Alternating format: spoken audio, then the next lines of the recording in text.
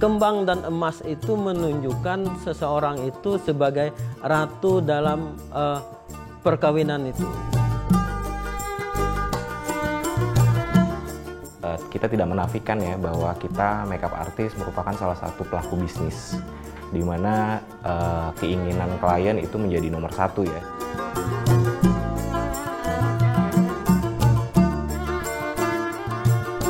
Harusnya kalau kita orang Banjar, kita anut budaya Banjar.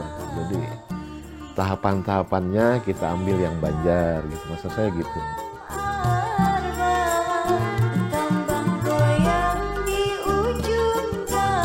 Melalui lagu Abah Hanang paling tidak kesakralan adat Banjar melalui pengantin Banjar itu masih terjaga.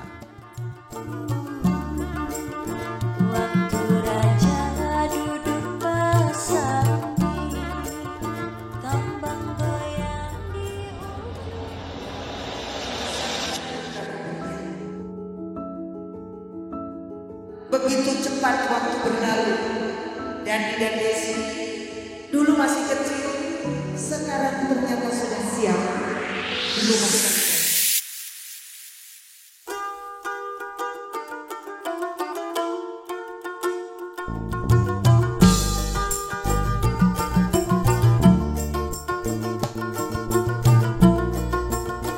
Anang Ardiansah adalah seorang maestro.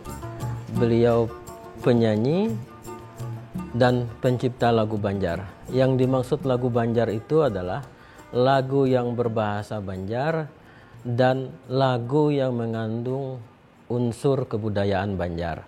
Nah, secara kuantitas Anang Ardiansah menciptakan lagu yang secara resminya ada 123 lagu. Lagu Banjar ini diciptakan atas dasar kerinduan orang Banjar di perantauan. Salah satunya Abah Anang Ardiansah ketika beliau berada di Malang dan Surabaya. Beliau tergabung dalam grup musik Rindang Benua. Grup musik itu bertujuan pertama pada waktu itu merasa iri bahwa kok lagu daerah lain bisa bertahan, bisa ada gitu. Nah, di Kalimantan Selatan beliau mendengarkan. Jadi beliau itu adalah pendengar yang baik, mendengarkan nada, suara, bunyi-bunyian Banjar itu dan itu ditransformasikan ke dalam notasi dan lagu-lagu Banjar. Yang kemudian beliau juga sering berdiskusi dengan para intelektual untuk menanyakan tentang persoalan kebudayaan Banjar. Jadi kemampuan beliau merefleksikan situasi yang berada di masyarakat dan di dalam kebudayaan Banjar itu mampu ditulis dalam berbagai lagu Banjar. Di Malang itu beliau belajar dari orang Jerman, belajar musik barat, seriosa dan lain sebagainya. Jadi lagu Banjar karya Anang Ardiansah yang kita dengarkan hari ini, kenapa kemudian lagu itu menjadi legend dan kemudian itu mampu didengarkan oleh orang banyak karena universalitasnya itu.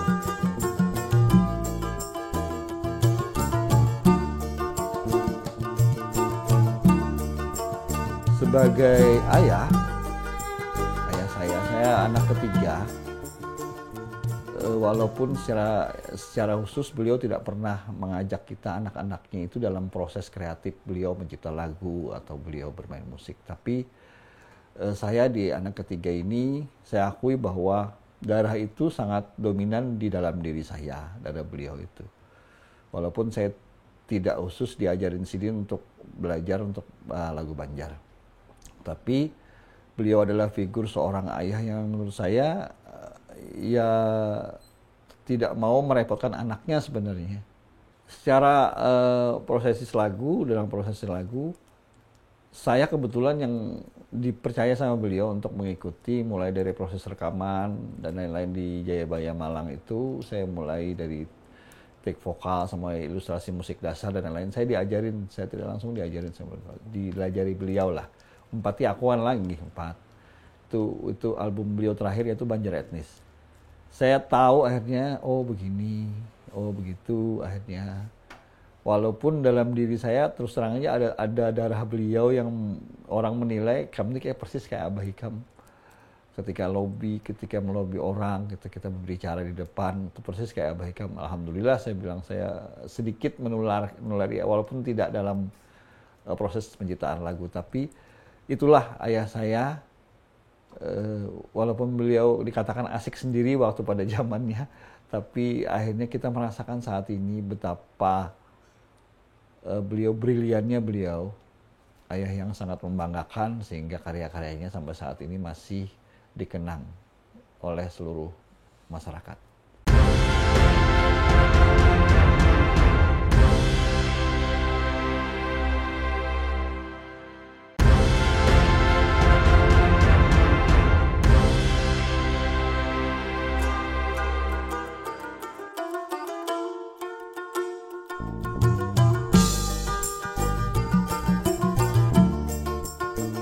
Beliau menggunakan pilihan kambang melati.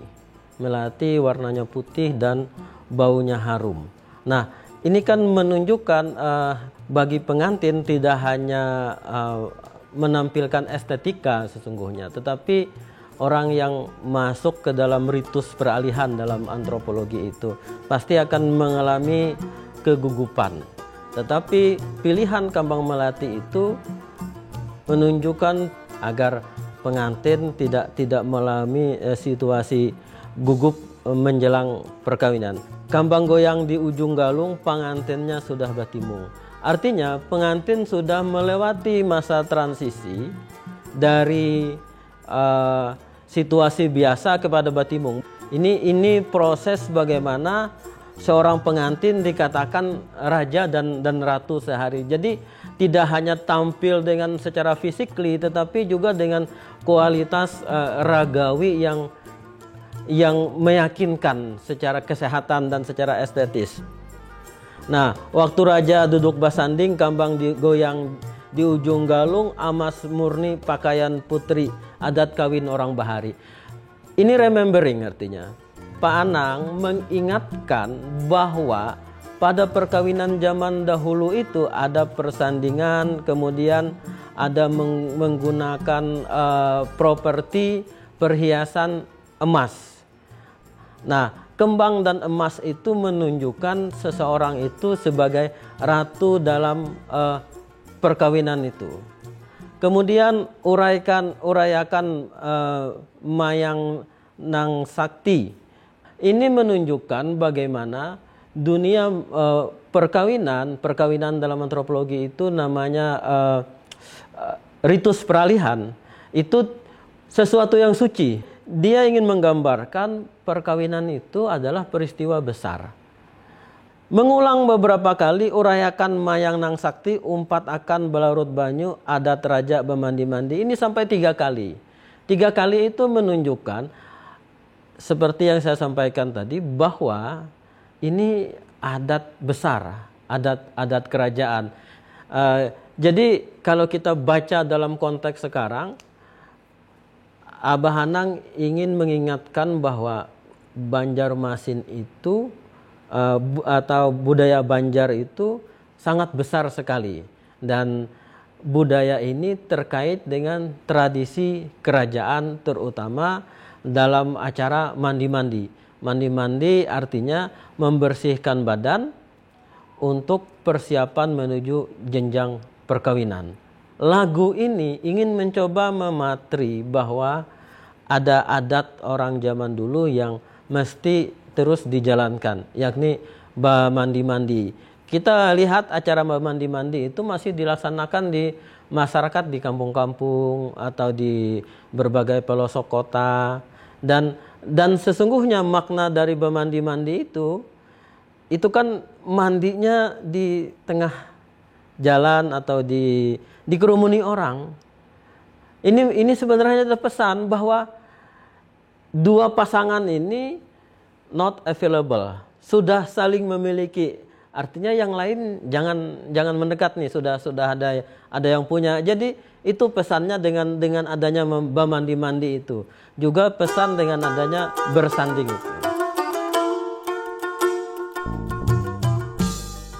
Artinya lagu itu tidak hanya sebagai teks yang dinyanyikan dalam sebuah pertunjukan seni, tapi lagu itu adalah pesan dari kebudayaan Banjar yang terus diwariskan dari dulu, sekarang, dan akan datang.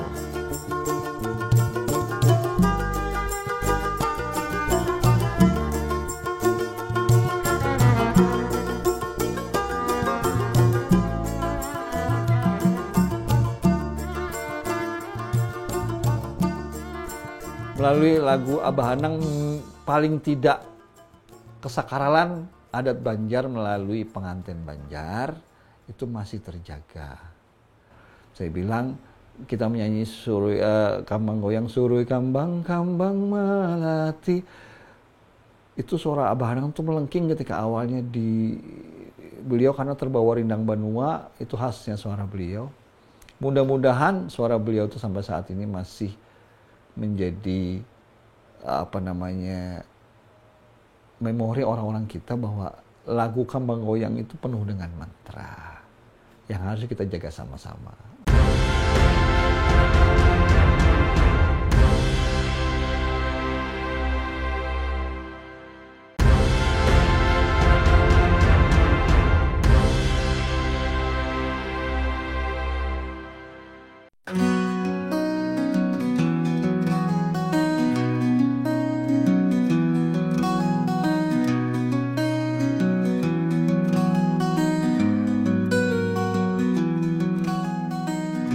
Jadi peran makeup artist dalam pernikahan adat Banjar, yang pertama mungkin ya, ketika klien dealing di kita, kemudian mereka berkonsultasi terkait look make-up-nya seperti apa.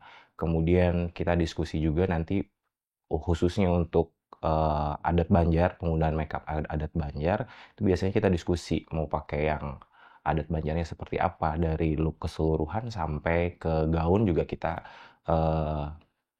diskusikan bareng gitu. Nah kemudian di situ saya sebagai makeup artist biasanya memberikan masukan-masukan ketika si klien yang mungkin zaman sekarang sudah agak bergeser ya dari yang sebelumnya adat banget gitu.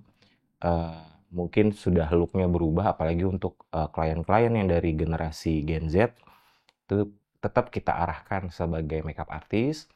Disinilah peran saya khususnya sebagai makeup artist untuk tetap mengarahkan si klien walaupun ingin menggunakan adat Banjar, tapi dengan look makeup yang lebih modern, itu tetap kita arahkan untuk tetap tidak keluar dari jalur pakem adat Banjar.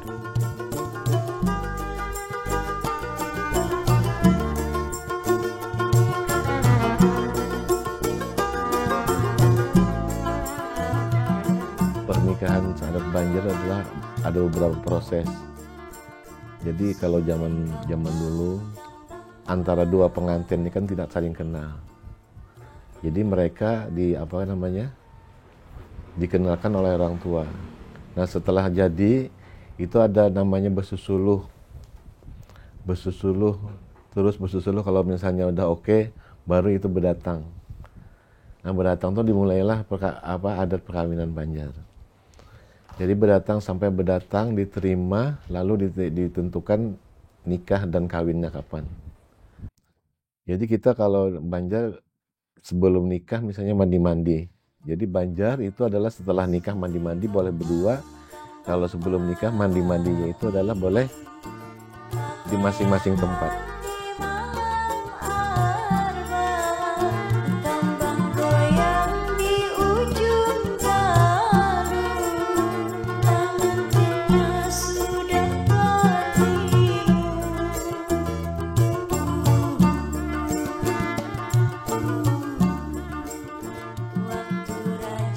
Untuk teknis khusus, khususnya di tata rias make up itu sebenarnya tidak ada teknik khusus. Cuma biasanya kita akan mengarahkan klien untuk melakukan ritual-ritual seperti betimung, badudus, di mana ritual-ritual itu dari sisi kesehatan, dari sisi kecantikan juga memberikan efek yang sangat baik pada si calon bride ya. Di mana nanti pada saat hari H setelah melakukan prosesi ritual badudus dan batimung itu kulit jadi lebih siap untuk di make up, sehingga pada saat hari pelaksanaan setelah selesai make up auranya lebih terpancar.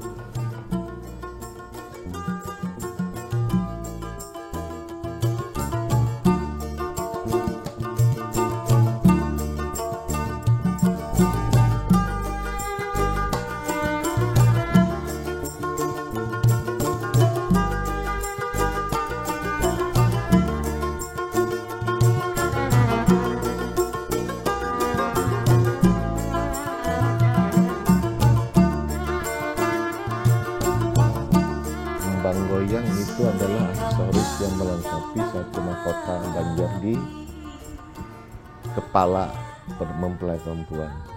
Jadi filosofinya adalah tetap bergoyang dengan anggunnya bergoyang, tetapi tetap melaksanakan tugas dengan baik. Jadi kembang goyang itu ibaratnya walaupun ada di tempat macam-macam, tapi tetap filosofinya jalan gitu, maksudnya begitu. Kalau masalah keindahan, bentuknya bentuk melati ya, melati mekar, dan berjumlah ganjil. Jadi filosofi Banjar itu adalah ganjil untuk manusia dan genap adalah untuk yang maha kuasa.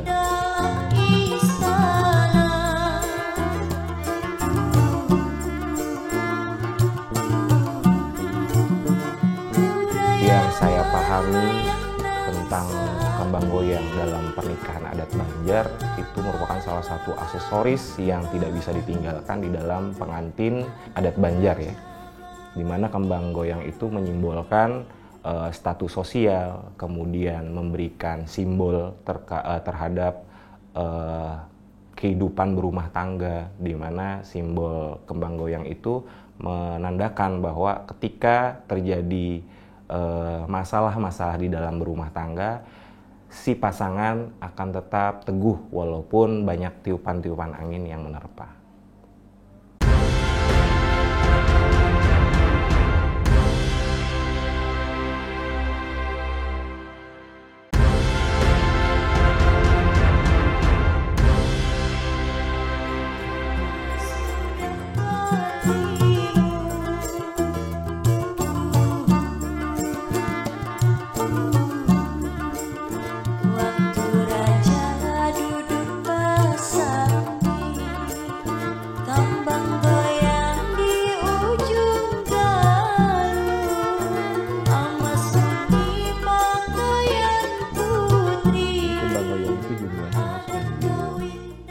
Ada kembangnya ada beberapa macam, ada kembang goyang berapun. Ini berapun namanya nih. Berapun ini ada 6 atau 7 biasanya.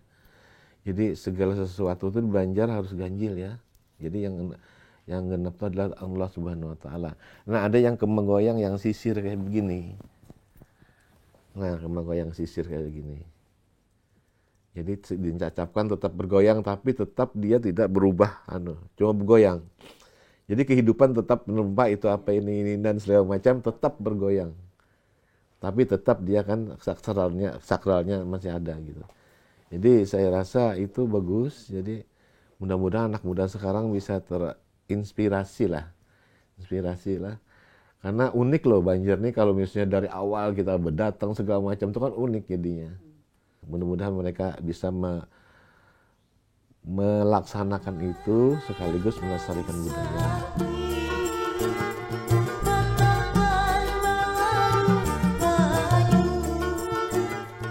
Nah, ini biasanya kalau misalnya ini yang menggunakan di sini kayak ini. Nah, ini untuk yang kalau untuk yang Banjar biasa kita jumlahnya kan 5 sudah, tapi dia harus Banjar itu kan kita memakai gadang disilang, dipuntal dengan rambut, baru kita tusuk. Jadi tusuknya itu satu jadi yang anu dulu, tengah dulu, tengah. Ini tengah ya. Baru kiri kanan. Nah, kiri kanan. Nah, jumlahnya juga untuk menggoyang ini harus ganjil 5 atau 7. Nanti di sebelah sini juga ada, masih kita ada sini ada. Sedianya ini 5 aja ya. Nah 5 sudah. Di sini baru di sini nanti tambahannya. Untuk yang Bamar Galung ya, untuk yang Bamar Galung sama yang Bamar Galung Pancaran Matahari. Nah, tetap bergoyang, tapi tetap kokoh. Filosofinya ada bermacam masalah menerpa, tetap menikmati kehidupan yang ada. Ya.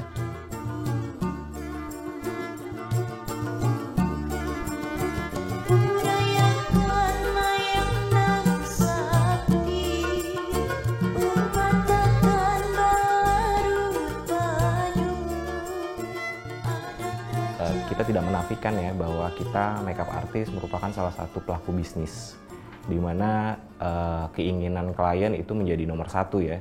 Tapi saya sebagai pelaku seni juga tetap harus selalu mengarahkan kepada bride agar tidak terlalu keluar di koridor atau pakem dari adat Banjar itu sendiri. Seperti contohnya ketika bride ingin aksesoris di bagian kepala itu tidak terlalu besar, itu kita bisa arahkan yang mungkin pada saat dulu itu masih yang besar-besar, sekarang kita bisa arahkan bisa lebih aksesorisnya lebih kecil menyesuaikan dengan bentuk wajah. Kita sebagai perias kalau bisa memberikan arahan lah. Maksudnya ini adatnya kadeda, ini ada gitu. Jadi kalau bisa memperminim yang dipakai lah. Jadi banyak dipakai perhiasan-perhiasan asli. Harusnya kalau kita orang Banjar, kita anut budaya Banjar. Jadi tahapan-tahapannya kita ambil yang Banjar gitu. Maksud saya gitu. Di momen mana gitu kita masukkan Banjar. Misalnya dia pernikahan, dia pakai menggoyang dan segala macam. Nanti pernikahannya dengan busana nasional nggak apa-apa.